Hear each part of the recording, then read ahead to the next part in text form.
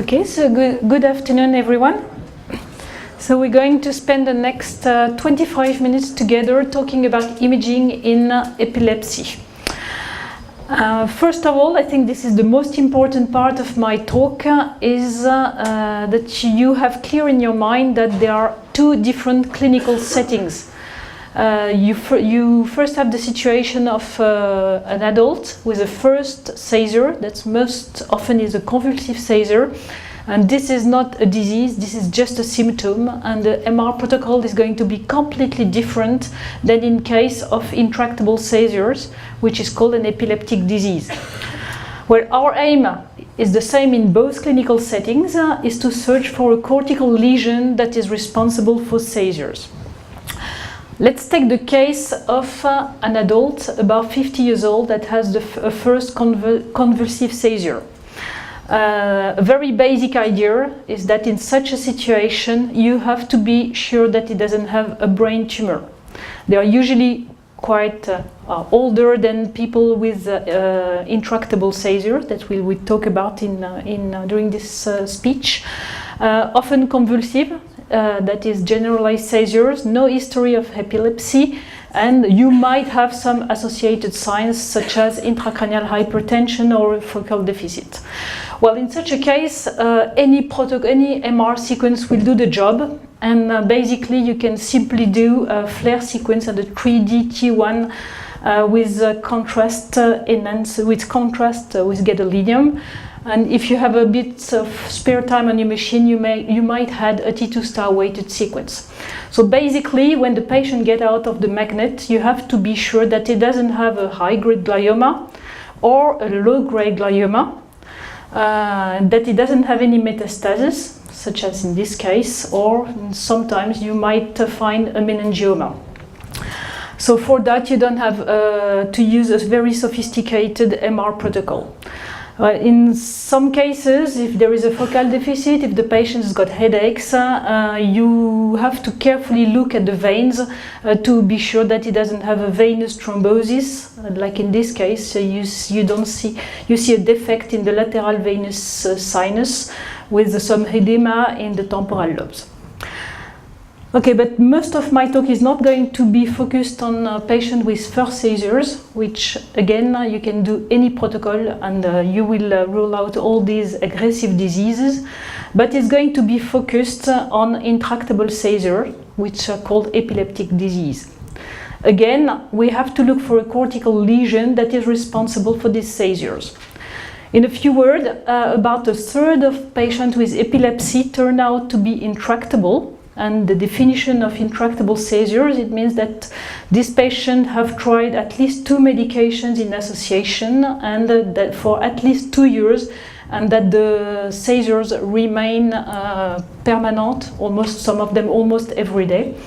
Remember that these patients are often young, more around 20 or 30s than around 50 years old.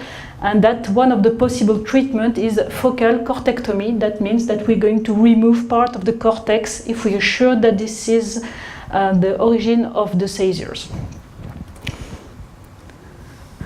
Okay, so about patient with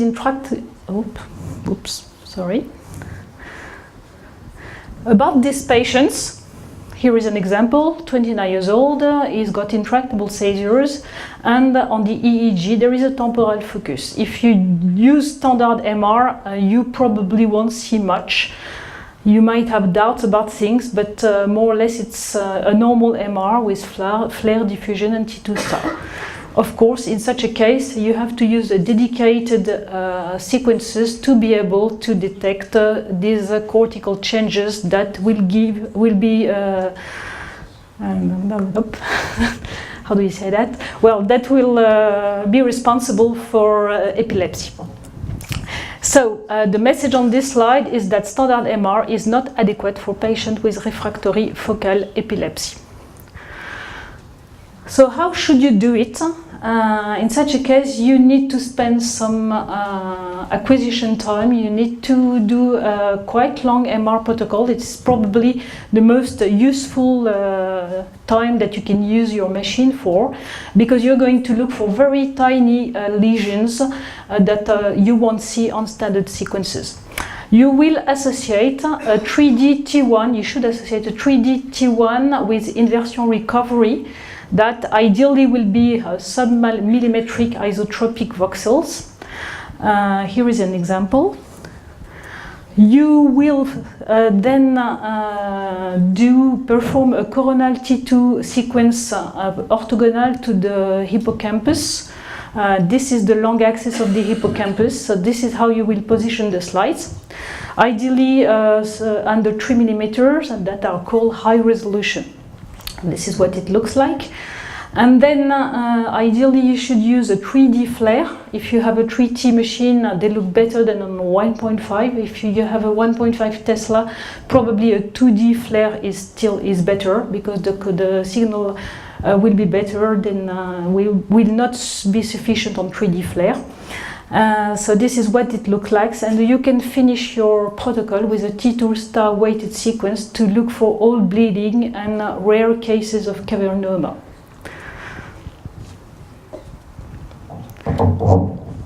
Sorry, I have to. Okay.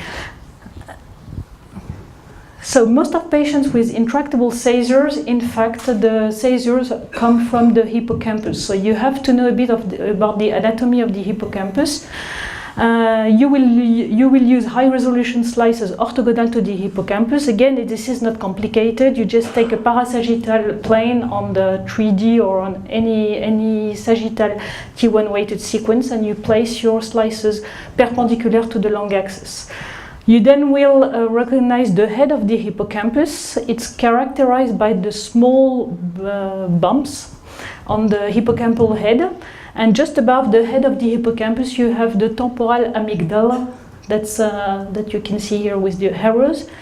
Then when you go back posterior, you will see the body of the hippocampus and then the tail of the hippocampus. Remember that the hippocampus decreases in size from the front to the back of the brain.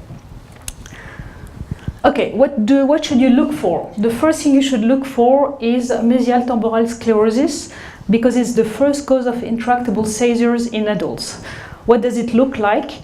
Basically, it's a quite elegant semiology. It's a small hippocampus because there is a brain atrophy. It's a bright hippocampus on T2 weighted sequences, and you can see it on flare, you can see it on T2 weighted sequences because of gliosis, and also there is a loss of the small bumps that you can see on the level of the hippocampal head.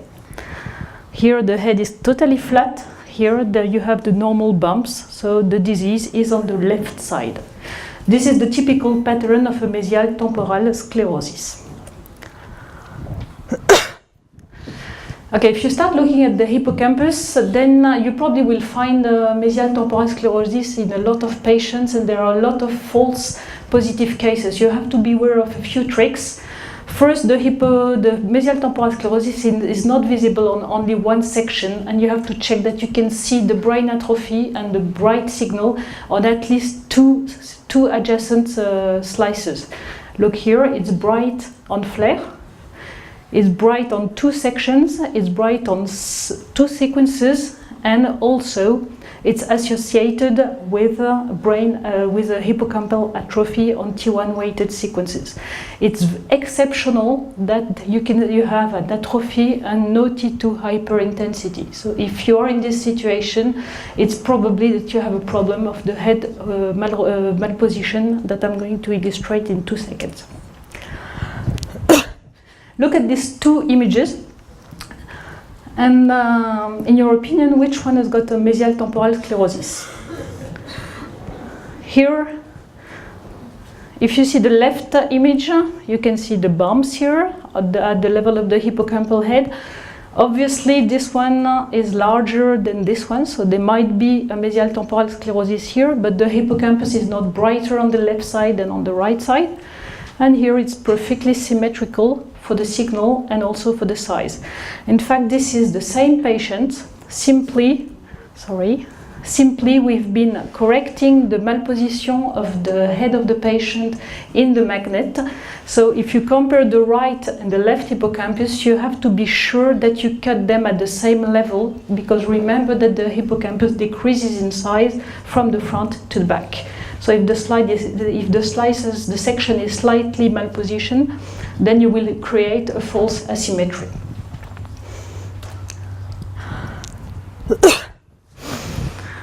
Some of the tricks that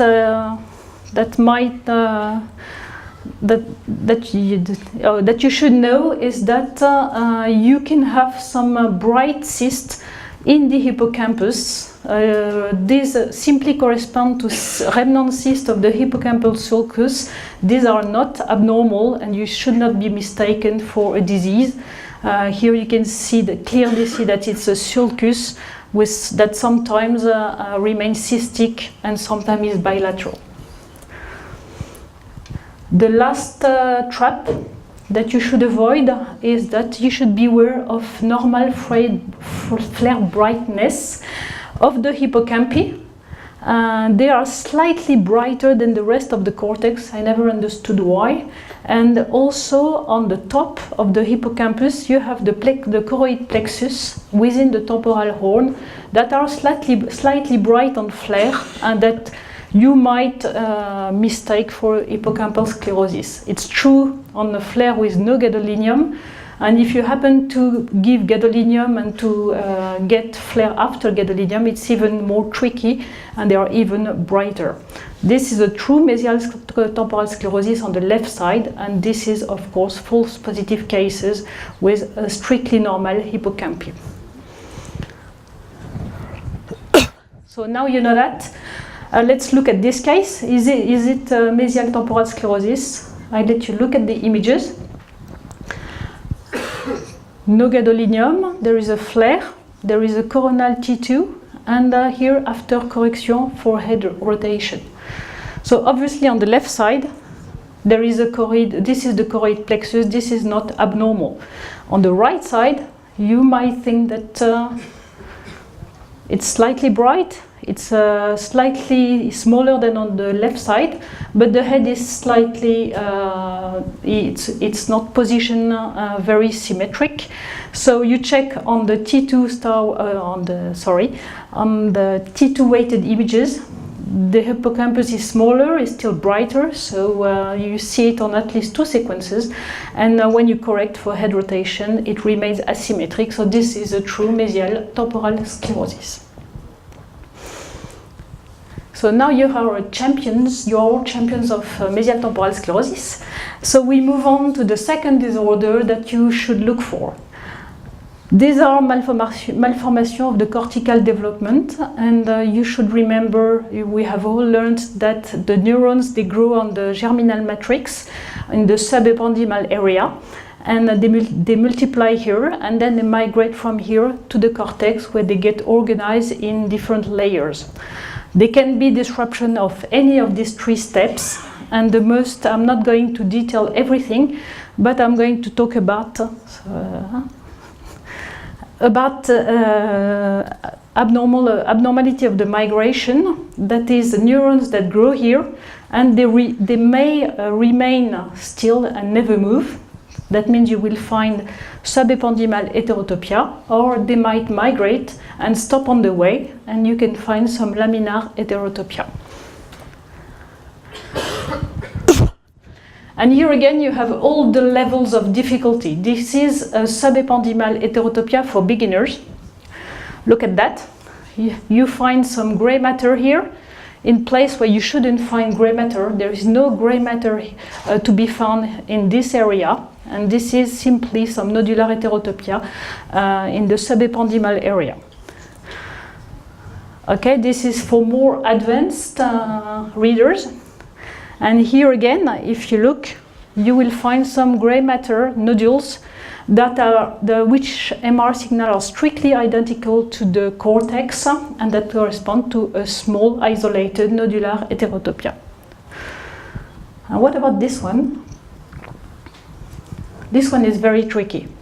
This is a coronal T2 weighted image, and to help you, I show you a normal subject. If you look at that, okay, the hippocampi are here. And if you look outside of the hippocampus, there is the lateral temporal horn, and there shouldn't be any gray matter here. And in this case, you have two nodular heterotopia on each side, perfectly symmetric. And if you know your anatomy, you know that this is totally abnormal and corresponds to two small nodules of subependymal heterotopia. I showed you three examples of nodular heterotopia. Now we move on to laminar heterotopia, and this is about the same. If you look at that, and if you compare it to a normal subject, you shouldn't find any gray matter here in between the subependymal area and the cortex. And here is a huge laminar heterotopia on the left side, and probably also a smaller one on the right side.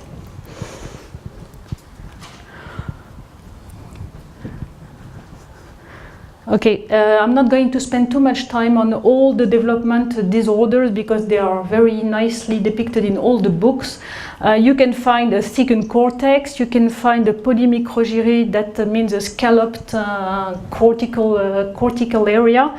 They are quite easy to recognize.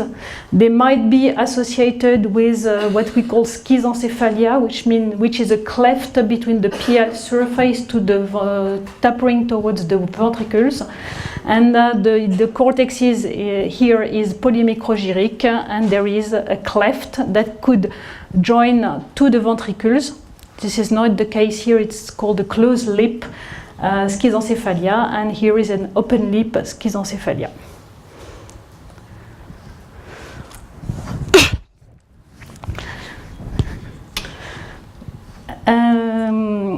We move on now to another disease, which is borderline between a tumor and a dyskinesia, which is called the focal cortical dysplasia.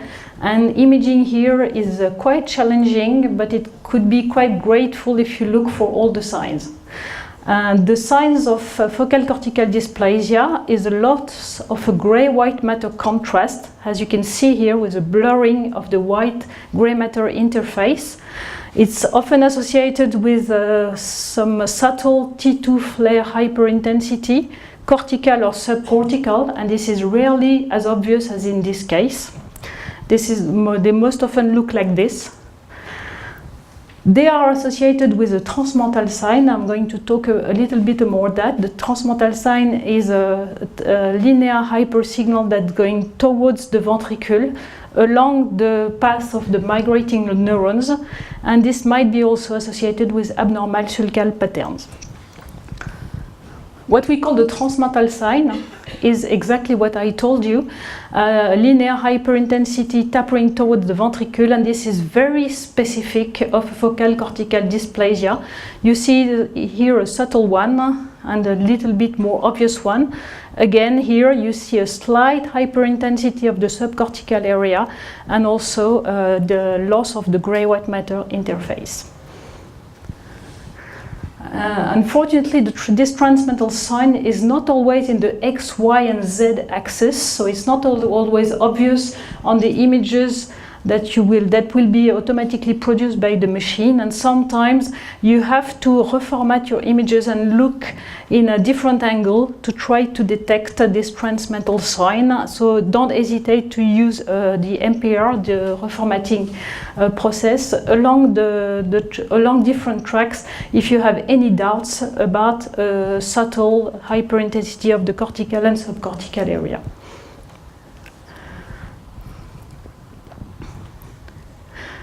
Some patients also will have, this is not rare at all, some patients will have cortical sequelae. This could be a post-operative, post-ischemia, post-trauma. You don't always have the information.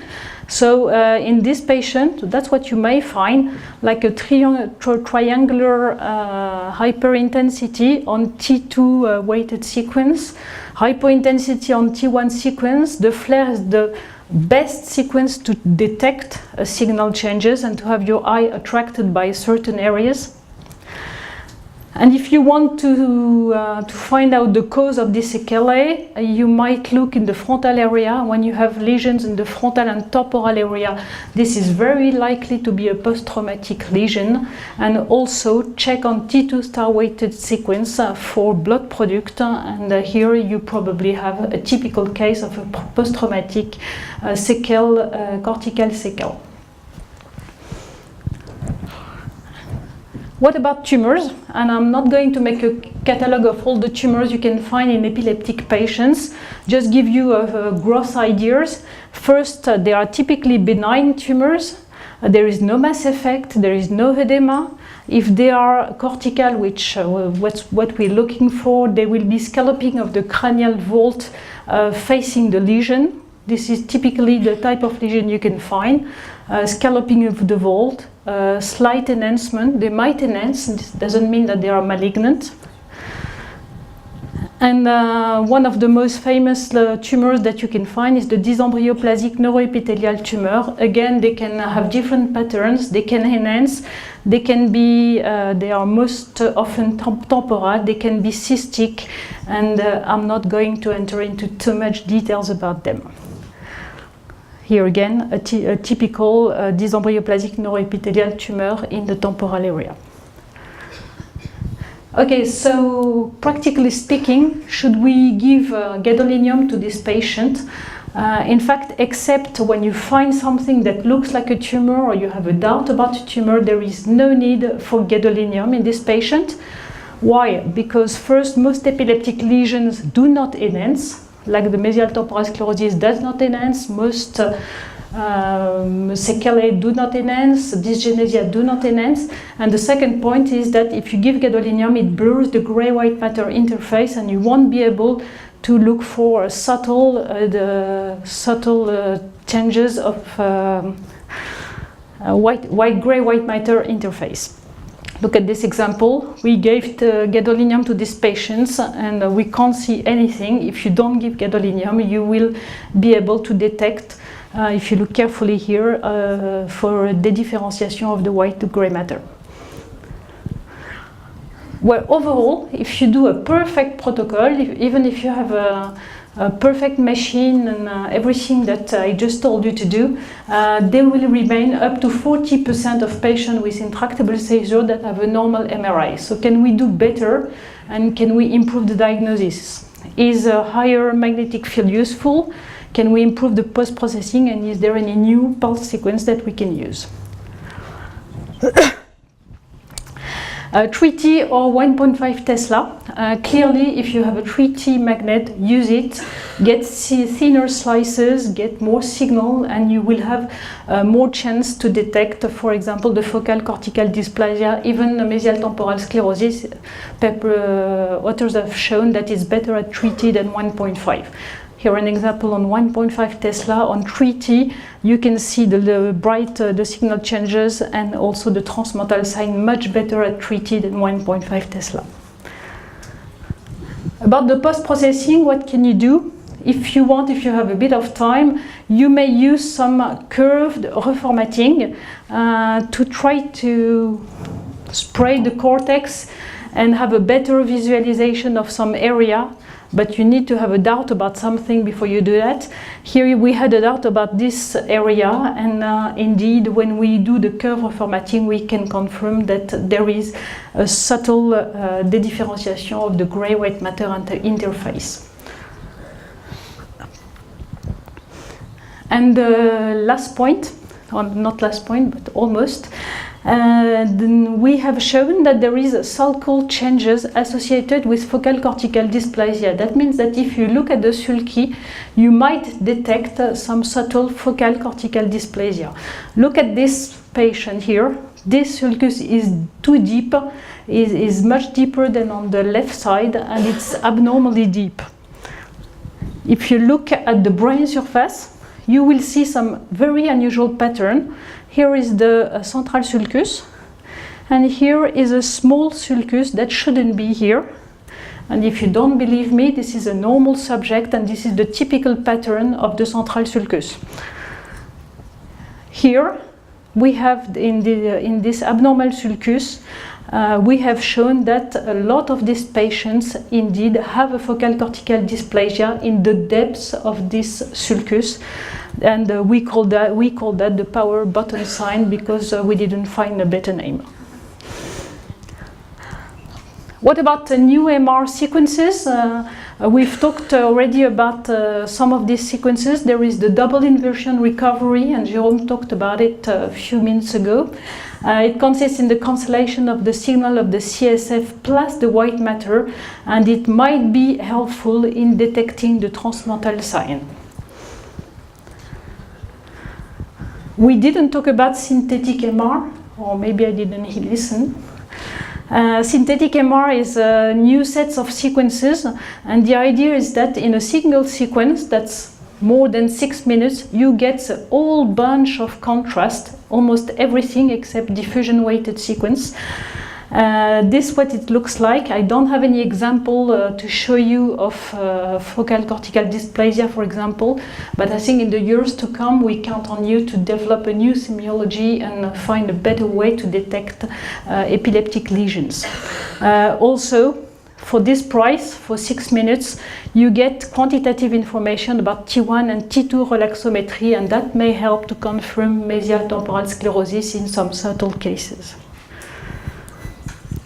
Jérôme talked about the arterial spin labeling, which can be very useful in these epileptic patients. And remember that if you are during the seizures, you will get hyperperfusion, and that might help confirming the site of the lesion. And if you are in between seizures or in between in between ictus, then you will have hypoperfusion, and again it could help confirming that there is a lesion when you find a defect on the CBF maps. I've got 2 more slices. So I've got no one is moderating, so I can talk for hours.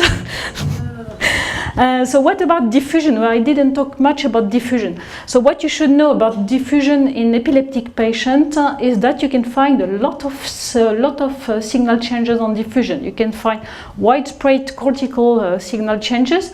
You can find them in the hippocampus, or this is not a diffusion, but it would have been bright as well. You can find lesions in the corpus callosum and also in the thalamus. And what you should know about this is that these MR signal changes can be the result of the seizure and not the cause. So beware of what you see on diffusion. It can be simply the consequence of seizures and absolutely nothing to do with the cause of it. And if you follow these patients, these signal changes are reversible in a few weeks, as is the case in this patient. Bright signal, decreased ADC, and nothing left 2 weeks after. So as a conclusion, if the patient is 50 or 60 years old, the first event of seizure, don't forget to use gadolinium. No gadolinium for patients with intractable seizure, but a very rigorous MR protocol.